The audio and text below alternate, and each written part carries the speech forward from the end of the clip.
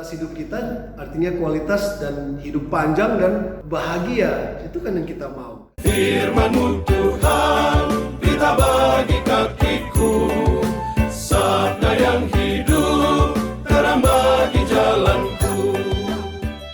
Siapa di sini yang punya opa, oma yang umurnya lebih dari 100 tahun? Saya pernah pergi waktu Father Matt tahbisan dan misa pertama, lalu ada acara di rumahnya dia, di rumah kakak di Waru ya. Dan ada satu opa ini, dia masih jalan kuat.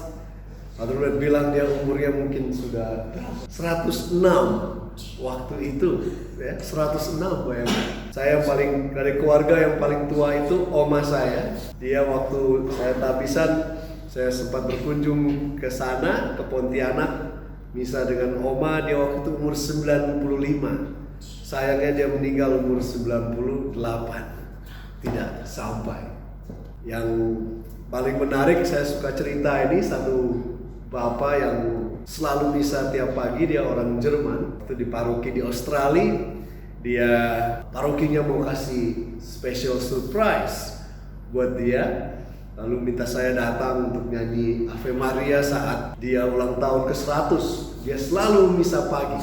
Dia tidak pernah sakit, kata keluarganya. Walaupun ikut Perang Dunia Pertama, Perang Dunia Kedua, bayangkan orang Jerman, tapi tidak pernah sakit. Jadi sampai umur 100 pun dia masih tinggal, dia di rumah sendiri dan masih jalan juga ke gereja. Lalu saya ditelepon dengan anaknya, terima kasih ya sudah bernyanyi Ave Maria untuk papa kami. Kami senang sekali dan kami meminta juga untuk nyanyi lagi sekali lagi. Kenapa saya bilang? Ya, karena hari itu setelah misa, malam hari kami makan semua di rumah. Lalu setelah makan kami pulang, beliau meninggal di tempat duduk. Meninggal tidak pernah sakit, bahagia, sudah misa pagi dan malam juga keluarga kumpul makan, dan meninggal umur 100 persis. Tapi kalau kita dengar dari bacaan hari ini di Yesaya bahwa meninggal umur 100 itu adalah mati muda. Kalau meninggal di bawah umur 100 artinya kamu dapat kutukan. Tuhan mengatakan di Yerusalem yang baru semua itu tidak ada lagi kesedihan, tangisan ya.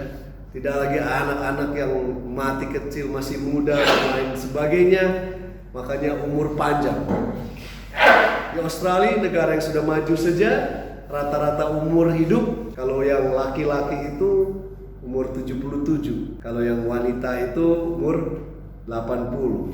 Ya mungkin tambah-tambah, ada beberapa saya juga ketemu yang sudah 100 umurnya, biasanya sudah masuk ke nursing home. Tapi saya pikir di sini kita punya ekspektasi umur itu pendek. Mungkin mirip dengan kalau di Australia itu, ya memang yang orang kulit putih itu memang cukup panjang, umur 80 dan 77. Tapi ada namanya, kalau di antara orang Aborigin ya, itu rata-rata umurnya itu jauh di bawah.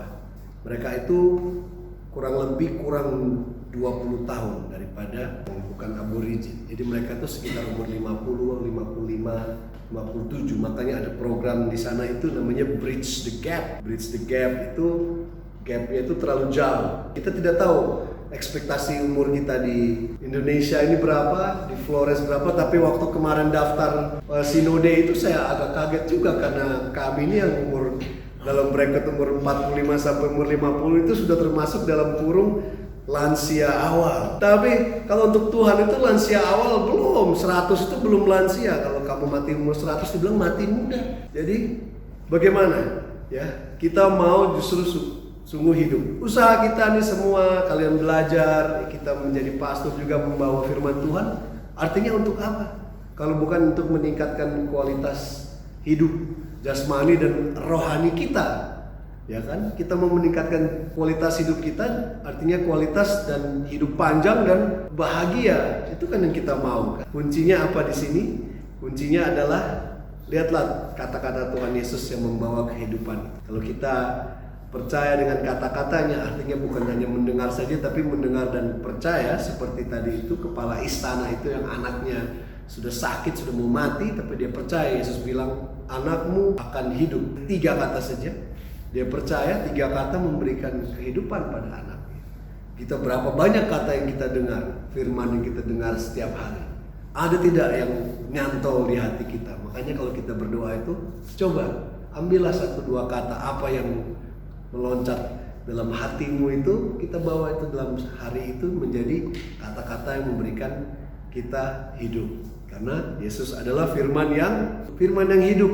Jadi kita mau juga hidup dalam firman-Nya, karena dalam firman-Nya itu adalah Yerusalem yang baru, ya, the new heaven and earth. Kita menjadi bagian itu. Dia adalah the creator of all. Kita adalah co-creator, bukan kita pasif saja. Artinya kita mau juga menciptakan dunia baru yang Tuhan sudah janjikan kepada kita. Yang pasti dunia baru bukan dunia yang penuh dengan peperangan yang sudah mulai di Ukraina, ya, karena bangsa Rusia dan lain sebagainya. Itu pasti itu sudah anti Yerusalem yang baru. Bukan seperti itu. Jadi kita dengan doa kita mau lawan itu, ya, yang anti kehidupan. Kita mau masuk ke dalam kehidupan dunia baru yang Tuhan Yesus janjikan kepada kita. Semoga dalam dunia baru ini yang kita mulai sekarang namanya dimuliakan